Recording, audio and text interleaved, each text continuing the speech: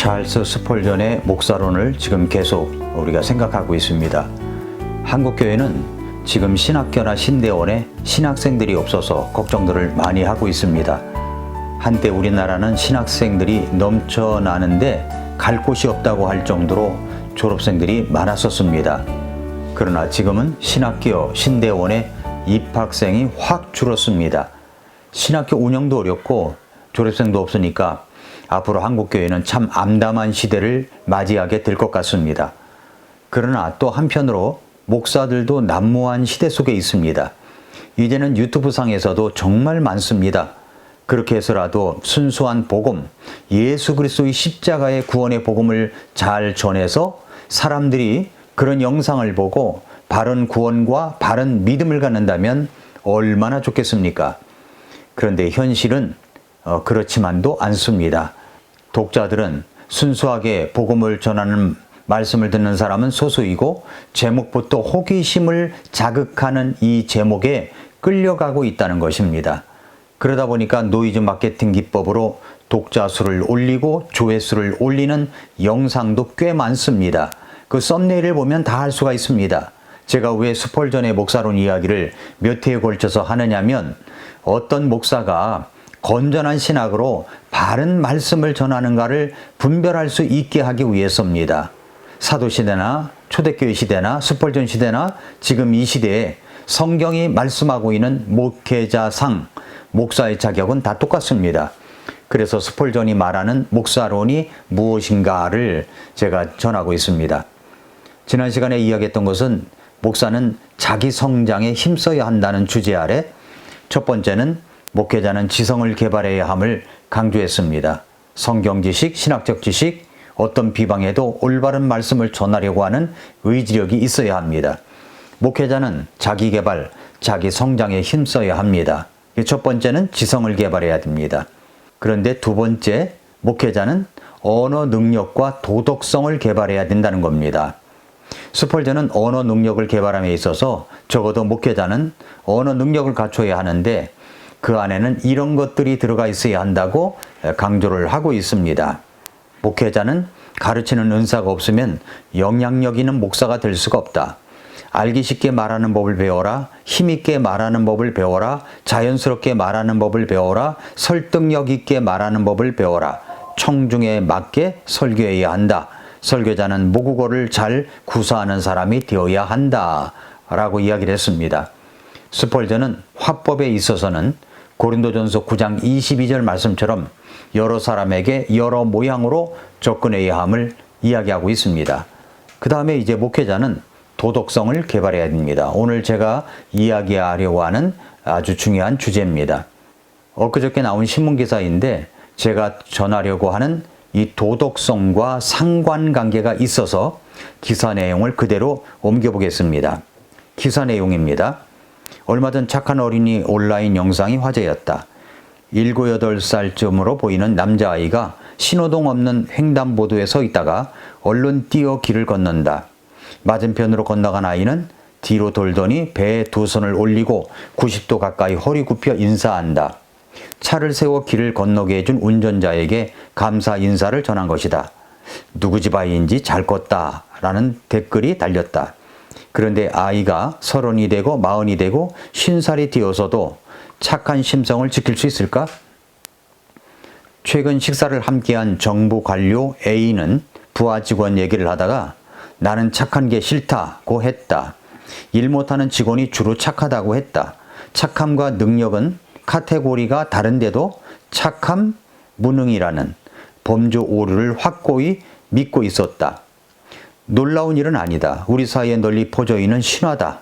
사소하고 굳은 일은 떠넘기고 주목받는 일 쫓으며 성과내는 게 능력이다.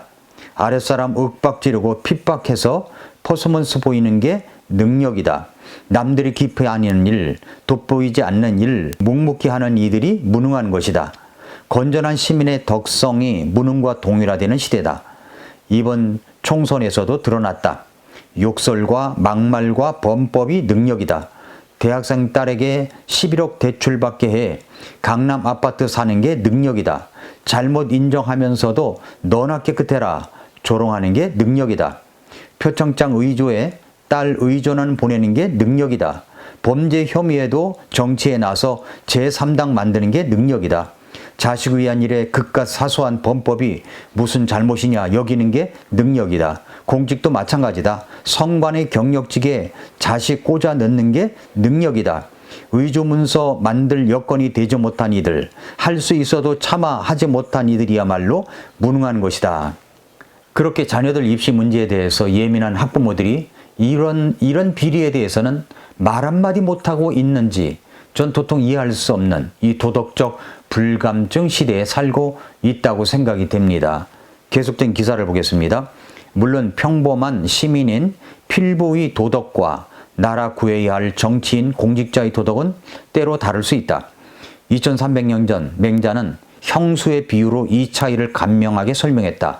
형수가 물에 빠지면 손을 잡아서만이 아니라 머리채를 당겨서라도 끌어올려야 한다. 의급한 상황을 구제해야 할 때 사소한 도덕에 얽매여서는 안 된다. 그러나 이 말이 평소 형수한테 함부로 해도 된다는 말이 아니다. 착각하는 이가 적지 않다. 입으로는 정의를 외치면서 시민의 도덕은 아무렇지 않게 여긴다. 임진왜란 발발 전인 450년 전 사회에도 이런 자가 많았던 모양이다. 칼을 찬 유학자, 남명 조식이 일갈했다. 요즘 배웠다는 사람들은 손으로는 물 뿌리고 빚이라는 법도 모르면서 입으로는 하늘의 이치를 말하며 이름을 도둑질하고 남을 속인다. 왜 빚이라기 전 물을 뿌리는가? 먼지를 최소화해 남에게 피해 주지 않으려는 착한 마음이다. 6.25 경전인 대학을 배우기에 앞서 아이들 배우는 소학에 나오는 내용이다. 작은 배움도 모르면서 큰 배움을 안다고 하는 이들이 지금도 목소리를 높인다. 이제 그러면서 이 신문의 오피니언은 이렇게 결론을 내립니다. 타인에 대한 배려와 관용, 희생과 존중 같은 가치가 조롱받는 사회는 건강하지도 않고 어느 수준 이상으로 발전할 수도 없다. 스타 플레이어가 제목 다하고 돋보이지 않더라도 팀원들이 제자리에서 서로 존중하며 단단한 팀워크를 짤 때 슈퍼 A급 팀이 될 수 있는 것과 같다. 욕설, 막말, 범법하는 이들이 스타가 되는 팀은 잠깐 반짝할 수 있을 뿐이다. 여기 마지막 문장이 멋있지 않습니까? 욕설, 막말, 범법하는 이들이 스타가 되는 팀은 잠깐, 아주 잠깐 반짝일 뿐이라는 겁니다. 그렇다면 여러분, 목회자의 도덕성은 어떻습니까? 목회자들의 성경적인 면은 어떻습니까? 어떻게 쓰든지 교인 수만 많아지면 된다는 식으로 비성경적인 요소들, 신유, 은사, 기적, 자기가 기도하면 병이 낫는다, 뒤로 나가 자빠지고 자기가 기도하면 성령을 받는다 등 이루 말할 수 없는 비성경적인 요소들이, 미신적인 이런 모습들이 능력이 되어버린 이 시대가 그런 시대가 되어버리고 말았습니다. 스펄전은 목회자가 도덕적 자질을 더욱 발전하기 위해서 힘써야 한다고 말합니다. 기도하고 말씀을 읽으면 저절로 생기는 것이 도덕적 자질이 아닙니다. 도덕성의 자기 개발을 해야 한다는 것입니다. 도덕성을 말입니다. 그 도덕성 자질이 없는 사람들이 수두룩합니다. 우리가 이것을 알아야 합니다. 우리가 아무리 수사학적 자질을 다 갖추었다고 할지라도 높은 도덕적 자질을 갖추지 못한다면 우리는 자격 미달이라는 사실입니다. 바울이 손에서 독사를 떨어내듯이 우리도 떨어내야 할 악덕이 있고 또 어떤 값을 치르더라도 얻어야 할 미덕도 있습니다. 먼저 첫째는 목회자가 떨어내야 할 악덕이라는 것이 무엇인가를 살펴보겠습니다. 오늘날의 들릴라의 손에 멸망하지 않도록 방종의 악덕을 버려야 한다고 스펄전은 이야기합니다. 자신을 으스대는 못된 교만도 버려야 합니다. 목회자는 경박해서는 안 됩니다. 설교를 할 때나 성도들과 대화를 나눌 때도 경박해서는 안 됩니다. 특히 유튜브 영상에서도 경박해서는 안 됩니다. 미덕에 속하는 이 경건한 쾌활함과 악덕에 속하는 전반적인 가벼움은 큰 차이가 있습니다. 참으로 웃을 만한 일이 없는데도 매사를 웃어 넘기는 그런 가벼움이 있습니다. 목회자인 채 하려고 억지로 웃고 진심이 아닌 말을 하고 심령은 얼어붙었는데 입술만 불타는 것은 하나님께 버림받았다는 증거라는 겁니다. 직업인처럼 보이는 목회자는 별로 신뢰가 가지 않습니다. 목회자는 자기만을 세우려고 하는 고집도 버려야 합니다. 틀에 박힌 자세와 태도도 사실 악덕입니다. 작은 잘못이 큰 잘못의 원인이 되고 그런 잘못을 없애는 것이 성공의 비결이 될 수가 있기 때문입니다.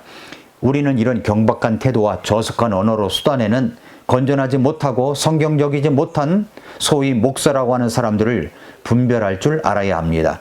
그래야 우리가 이런 저속한 사람들에게 물들지 않을 수가 있다는 겁니다. 경건과 도덕성은 저절로 생기는 것이 아닙니다. 에베소서 4장 22절과 23절에 보면은 이전 행실에 관하여는 너희가 속이는 것으로 가득한 욕심들에 따라 부패한 옛사람을 벗어버릴 것을 가르침을 받았으니 너희의 생각의 영 속에서 새롭게 되라. 목회자도 똑같이 벗어버려야 할 것이 있고 새롭게 되어야 할 것이 있습니다. 구원받았다고 해서 목회자라고 해서 저절로 다 이루어지는 것이 아닙니다. 의식적으로 벗어버리고 의식적으로 새롭게 되어야 합니다. 이것이 이제 목회자가 빼어버려야 할, 목회자가 떨쳐버려야 할 악덕입니다. 두 번째로는 목회자가 꼭 가져야 할 미덕이 있습니다. 방금 읽은 말씀처럼 새롭게 되어야 할 미덕입니다. 악습을 버리는 것은 물론이거니와 도덕적인 능력과 습관을 가져야 하는데 이것은 정직해야 합니다. 그것은 정직해야 합니다. 그리고 용기가 있어야 합니다. 무례하지 않고 뻔뻔하지 않고 교만하지 않는 용기. 주변에서 칭찬하는 사람이 없을지라도 조용히 옳은 일을 행하고 말하며 온갖 위험을 무릅쓰고 바른 길을 가는 진정한 용기를 말하는 것입니다. 등 뒤에서는 의식하지 않고 말을 하는데 면전에서는 말을 못하는 사람들은 의외로 정말 많습니다. 목사들 가운데서도 많습니다. 성실함과 용기를 갖춘 다음에는 이 불굴의 열심도 가져야 할 미덕입니다. 그리스도를 향한 이 사랑의 불길이 타오르는 것은 예배 때만 타오르고 일상적 생활에서는 꺼져버리는 것이 아니라 끊임없이 타오르게 해야 합니다. 그리고 무엇보다 사명에 집중해야 합니다. 목회자는 도덕적 능력도 탁월하도록 개발해야 할 뿐만 아니라 이 모든 것보다 영적인 능력, 주님이 우리 안에 역사하셔야만 얻을 수 있는 은혜, 영성도 개발해야 합니다. 그러기 위해서는 무엇보다 내 자신을 잘 알아야 합니다. 아직도 몸부림치며 변화되어야 할 어떤 요소가 있다는 것은 아마 우리 스스로 잘할 것입니다. 저도 잘합니다. 어떤 것이 나에게 다가오면 쉽게 무너질 수 있는 어떤 요소가 있다는 것도 우리 스스로 잘할 것입니다. 그래서 자신의 몸을 억제시켜서 복종시키는 훈련도 있어야 합니다. 목회자로 부르심을 받았다는 것은 첫째, 구원받지 않은 사람들에게 복음을 전하는 데 있습니다. 1년이 가도 2년이 가도 한 사람도 그리스도께 인도하여 구령한 경험이 없다면 그것은 자신을 돌아봐야 합니다. 그리고 성도들이 말씀으로 믿음이 성장하고 바르게 설 수 있도록 가르쳐야 합니다. 스펄전은 이 책에서 또 이야기합니다. 목회자는 실천 능력을 개발해야 하는데 그 중에서 영혼을 구원하고 양육하는 일에 능력을 드러내야 한다. 영혼을 구원하는 일에 최선을 다해야 한다. 이 일에 당신의 진보를 드러내야 한다. 그렇습니다.